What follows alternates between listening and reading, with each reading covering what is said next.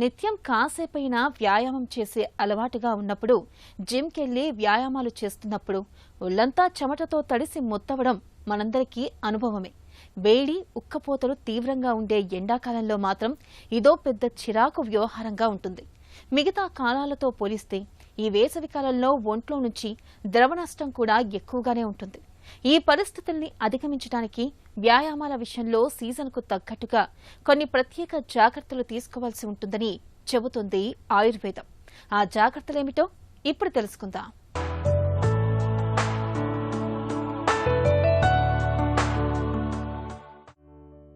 రోజు కాసేపు వ్యాయామం చేయడం మనలో చాలా మందికి అలవాటే. పార్కుల్లో, మైదానాల్లో వాకింగ్, జాగింగ్, రన్నింగ్ చేయడం కావచ్చు, లేదా జిమ్లకెళ్లి చేసే వ్యాయామాలు కావచ్చు. ఇంకా shuttle, cricket, volleyball, football, kabaddi, kho kho లాంటి ఆటలు కూడా కావచ్చు. ఇవి ఒకసారి అలవాటుగా మారాక ఒక్కరోజు ఆ వ్యాయామాలు చేయకపోయినా, ఆ ఆటలు ఆడకపోయినా ఏదో వెలితిగా ఉంటుంది.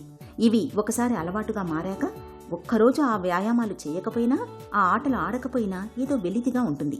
అయితే ఈ వ్యాయామాలను అన్ని సీజన్లలో చేసినట్టుగానే ఎండాకాలంలో కూడా చేయాలా, లేక మోతాదు తగ్గించాలా అన్న ప్రశ్న మనలో చాలా మందికి ఎదురవుతుంటుంది. ఆయుర్వేదం ప్రకారం ఈ సీజన్లో ఒంట్లో వేడి ఎక్కువగా ఉంటుంది. ఇక బయట వేడి, ఉక్కపోతల కారణంగా చెమటలు ఎక్కువగా పట్టడం, తద్వారా డీహైడ్రేషన్ అనేది ఎక్కువగా ఉంటుంది. కాబట్టి వ్యాయామాలు, ఆటలు అన్నవి కాస్త మోతాదు తగ్గిస్తేనే మంచిదని చెబుతారు నిపుణులు. ఏ ఋతువులోనైనా ఎక్సర్సైజ్ చేయాలి. ఎక్సర్సైజ్ వల్ల ఎండార్ఫిన్స్ రిలీజ్ అయ్యి చాలా యాక్టివ్గా ఉండడము, అలాగే ఫిట్నెస్ మెయింటైన్ చేయడం, మజిల్ మస్ అంతా బాగా దృఢంగా ఉండడము, హెల్తీగా ఉంటారు. కాకపోతే అది ఎప్పుడు చేయాలనేది కొంతమందికి అంటే వాళ్ళ రొటీన్లో, అంటే వాళ్ళ రోజువారీ పనులతో పాటు టైం కుదరక ఏ టైంలో పడితే ఆ టైంలో వెళ్తుంటారు. కొంతమంది 1 గంటకు కూడా జిమ్ చేస్తూ ఉంటారు, కొంతమంది 4 గంటలకు అర్లీగా జిమ్ చేస్తూ ఉంటారు, కొంతమంది రాత్రి ఎప్పుడో జిమ్ చేస్తారు.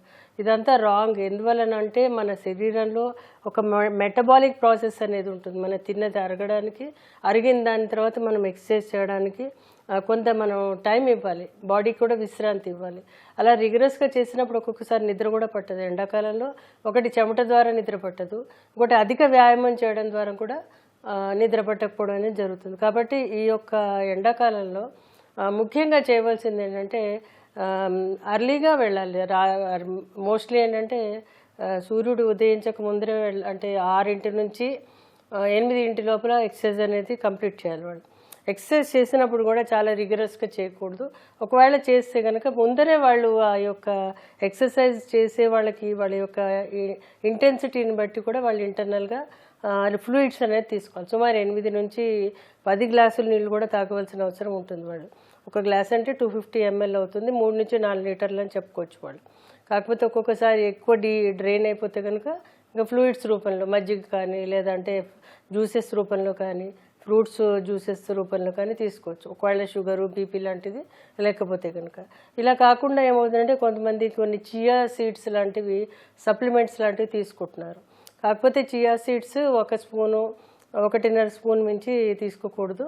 ఎందువల్లంటే ఇది ఏమవుతుందంటే దీనికి కూడా ఒక పద్ధతి ఉంది. దీన్ని నీళ్ళలో, గోరువెచ్చటి నీళ్ళలో వేయడం ఒకటి, అది కాస్త లోపల అది సోక్ అయ్యాక అది ఎక్స్పాండ్ అవుతుంది, అది మొత్తం ఒకలాంటి సిరపీ నేచర్ వస్తుందని. దానిని మళ్ళీ కొంచెం ఏదైనా దాంట్లో మళ్ళీ ఫ్రూట్ జ్యూసెస్, స్ట్రాబెర్రీ, రాస్బెర్రీ లాంటివి కూడా వేసి తాగుతున్నారు. అది మంచిదే అది. కాకపోతే ఏంటంటే ఆ తాగే విధానంలో వాళ్ళు డైరెక్ట్ కొంతమంది ఆ చియా సీడ్స్ నోట్లో వేసేసుకుని కూడా వెళ్ళిపోతారు. అలా చేయకూడదు. దానికి ఒక పద్ధతి ఉంది. కొంచెం గోరువెచ్చటి నీళ్ళలో చియా సీడ్స్ సోక్ అయ్యాక ఆ సోక్ అయిన దాంట్లో మీకు కావాల్సిన జ్యూసు, అంటే స్ట్రాబెర్రీ ఇందాక చెప్పినట్టు, రాస్బెర్రీ, ఏదైనా కానీ, బ్లూబెర్రీస్ అన్నీ కూడా యాంటీ ఆక్సిడెంట్స్ వాళ్ళు స్టడీ చేస్తున్నారు జనం. ఇవన్నీ కూడా అందులో వేసి తాగి వాళ్ళు ఎక్సర్సైజ్కి 1 గంట ముందర, అరగంట ముందర తాగి వెళ్తే కనుక వాళ్ళకి ఎనర్జీ బాగా ఉంటుంది, ప్లస్ డీహైడ్రేషన్ అవ్వకుండా అది హెల్ప్ చేస్తూ ఉంటుంది. ఒక్కొక్కసారి ఎక్సర్సైజ్ చేసే మధ్యలో కూడా ఒక్కొక్కసారి ఫ్లూయిడ్స్ కావాల్సి వస్తుంది. అప్పుడు కొబ్బరి నీళ్ళు లాంటివి తీసుకెళ్ళడం, ఎలక్ట్రోలైట్స్ అధికంగా ఉన్న సోడియము, పొటాషియం, మెగ్నీషియం లాంటివి అధికంగా ఉన్నవి ఏవైనా ఫ్రూట్ జ్యూసెస్ లాంటివి తీసుకోవడం కూడా మంచిదే వాళ్ళకి. వేసవిలో సాధారణంగా 8 దాటంగానే ఎండల వేడి పెరుగుతుంది. ఆ ఎండల ధాటికి ఒంట్లో నీరు చెమట రూపంలో ఆవిరైపోతుంటుంది. కాబట్టి వేసవి వ్యాయామాలను సాధ్యమైనంత వరకు పొద్దున్నే చేయడం మంచిది. వేకువఝామున 5 గంటల నుండి 7 లోపలే వ్యాయామాలు కానీ ఆటల ప్రాక్టీస్ కానీ పూర్తి చేసుకోవడం అన్ని విధాలా శ్రేయస్కరం. ఒకవేళ సాయంత్రం అయితే 5 గంటల తర్వాత నుండి 7 గంటల లోపు చేసుకోవాలి. అలాగే ఈ వ్యాయామాలు చేసేటప్పుడు పుష్కలంగా నీరు, మజ్జిగ, కొబ్బరి బోండాల్ లాంటి నీరు తీసుకోవాలి. ఇలా చేయటం వల్ల శరీరంలో నుండి వెళ్లిపోయే నీటిని, ఖనిజ లవణాల్ని తిరిగి భర్తీ చేసుకోవచ్చు. ఆయుర్వేదం ప్రకారం వేసవిలో శరీరాన్ని చల్లగా ఉంచే ఆహారం తీసుకోవడం చాలా ముఖ్యం. ఉసిరి, ద్రాక్ష, కర్బూజా, దోసకాయ వంటి పండ్లు శరీరానికి శక్తినిస్తాయి. ఇక ఈ సీజన్లో విరివిగా దొరికే తాటి ముంజలు, మామిడి పండ్లు కూడా తగిన మోతాదులో తీసుకోవడం మంచిది. వ్యాయామానికి ముందు, తర్వాత సరైన జాగ్రత్తలు తీసుకోకపోయినా అతిగా వ్యాయామం చేసినా కండరాలు పట్టేయడం, మనిషి నీరసించిపోవడం వంటి సమస్యలు ఎదురవుతాయని గుర్తుంచుకోవాలి. మజ్జిగ అధికంగా తీసుకోవాలి. మజ్జిగ మహా ఔషధం. దీన్ని సుమారు రోజుకి 200 ml చొప్పున తీసుకుంటే కనుక వీళ్ళ బాడీలో ఏవైతే అలా ఇంబ్యాలెన్సెస్ ఏవైతే అవన్నీ కూడా అది సెట్ చేస్తుంటుంది. ఇది కాకుండా మనకి ఆయుర్వేదంలో షడంగ పానీయం అనేది చెప్పారు, అది కూడా తీసుకోవచ్చు. అంటే సారిబా అనేది ఉంటుంది, చందనం అనేది ఉంటుంది, వట్టివేళ్ళు అనేవి ఉంటాయి, ముస్తా అనేది ఉంటుంది, పర్పాటకం అనేది ఉంటుంది, శొంఠి అనేది. ఇవన్నీ కూడా వీళ్ళు టీలు, కాఫీలు మానేసి, డ్రింక్స్, స్మోకింగ్ మానేసి ఇవి ఒక సప్లిమెంట్ కింద తీసుకుంటే ఒకటి యాంటీ ఆక్సిడెంట్స్ వస్తాయి, రెండోది వీళ్ళ శరీరంలో ఉద్రిక్తత అనేది ఏర్పడకుండా హెల్ప్ చేస్తుంటుంది.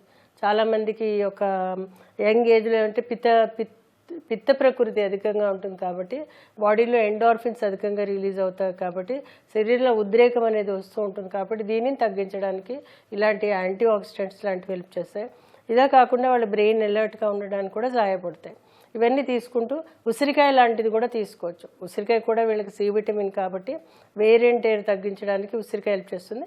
దీనిని కూడా నేను ఇందాక చెప్పిన షడంగ పానీయంలో ఒక 1/2 చెంచాడు ఉసిరికాయ కూడా వేసి, అంటే అది ఎంత మోతాదులో తీసుకోవాలంటే అన్నీ సమానంగా తీసుకోవచ్చు. మీరు ఏదైతే ముస్తా, పర్పటకము, ఉసిర, చందనము, అలాగే నాగర ఏవైతే ఈ 6 ద్రవ్యాలు ఉన్నాయి, సారిబా అనేవి ఏదైతే 6 ద్రవ్యాలు, ఇవన్నీ సమానంగా తీసుకుని దాంట్లో ఉసిరికాయ పొడి కూడా వేసుకుని తీసుకుంటే కనుక రుచితో పాటు వాళ్ళకి ఆ యొక్క బాడీలో ఏదైతే రక్తశుద్ధి జరగడం ఒకటి, హీట్ రెసిస్టెన్స్ ఏదైతే ఉంటుందో అది బాడీని తట్టుకునే శక్తి ఏదైతే ఉంటుందో వడగాడుపు తగలకుండా హెల్ప్ చేయడానికి అది కూడా హెల్ప్ చేస్తుంటుంది. ఇవన్నీ కూడా మీరు ఒక జ్యూస్ కింద యాడ్ చేసి పెట్టుకోవచ్చు.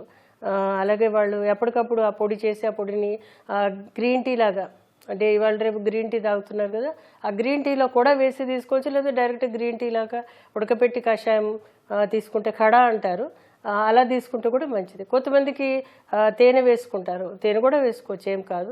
కొంతమంది సైంధవ లవణం వేసుకుంటారు, కొంత లవణం బాడీకి అందాలని, అలా వేసుకున్నా పర్వాలేదు. ఇవన్నీ కూడా వాళ్ళ యొక్క ఇంట్రెస్ట్ని బట్టి, వాళ్ళ యొక్క మోటివేషన్ బట్టి జాగ్రత్తగా ఇవి తీసుకుంటే కనుక చాలా హెల్దీగా ఉంటారు.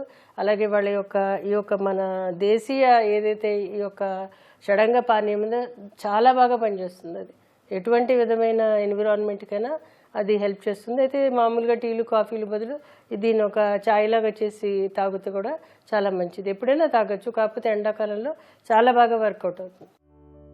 వేసవిలో వ్యాయామం చేసే సమయంలో అలసట, తలనొప్పి, తలతిరుగుడు లాంటి లక్షణాలు కనిపిస్తే వెంటనే విశ్రాంతి తీసుకోవాలి. ఆయుర్వేదం ప్రకారం యోగా, ప్రాణాయామం వంటి తేలికపాటి వ్యాయామాలు ఈ కాలంలో మంచివి. ఇవి శరీరాన్ని సమతుల్యంలో ఉంచడంలో సహాయపడతాయి. వ్యాయామం చేసేవారు మజ్జిగలో కొంచెం జీలకర్ర పొడి వేసుకుని తాగితే జీర్ణక్రియకు మంచిది. అలాగే గోరువెచ్చని నీటితో స్నానం చేయడం శరీరానికి ఉపశమనం ఇస్తుంది. కొన్ని సందర్భాలలో ఆయుర్వేద వైద్యులు బ్రాహ్మి, అశ్వగంధ వంటి ఔషధాలను కూడా సూచిస్తారు. అయితే వీటిని తప్పనిసరిగా డాక్టర్ సలహాతోనే తీసుకోవాలి. అలాగే చందనం, అలవేరా వంటి సహజ పదార్థాలు శరీరానికి చల్లదనాన్ని ఇస్తాయి. సరైన జాగ్రత్తలు పాటిస్తే వేసవిలో కూడా చక్కగా వ్యాయామాలు కొనసాగించవచ్చు.